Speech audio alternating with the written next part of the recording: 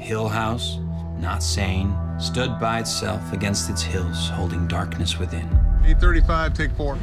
Our show is about a mom and dad and 5 kids and a brief summer in Hill House. More important than the horror for me was always the human drama. If we loved these characters and if we truly could empathize with them on a personal level, we wouldn't be able to stop ourselves from being afraid for them. Olivia and Hugh were kind of model parents.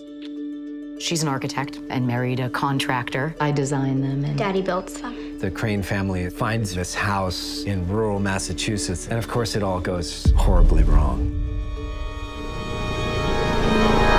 We catch up with this family 25 years later, but all of them were traumatized by a night that became famous worldwide. I can't imagine what it was like living at the most famous haunted house in America. It wasn't famous when we moved in. The oldest kid is Stephen. Throughout the story, he sees ghosts, but he doesn't realize they're ghosts. Stephen decided to write a book about his childhood, basically about everything that you experienced. Dad said it was haunted. When he said those things, he believed them. You never did. Shirley is the second child. She is the one who is reliable and responsible. She's grown up to become a funeral director.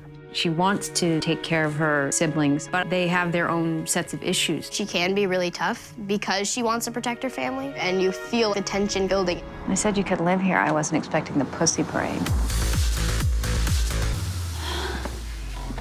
You're worse than a guy. You're like a frat guy. The next sibling is Theo. In the brief time that she spent in Hill House, something changed in her.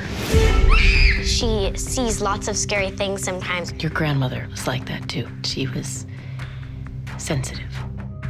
Her two older siblings don't believe in ghosts, whereas the twins below her definitely believe in ghosts. You're scared, I can tell.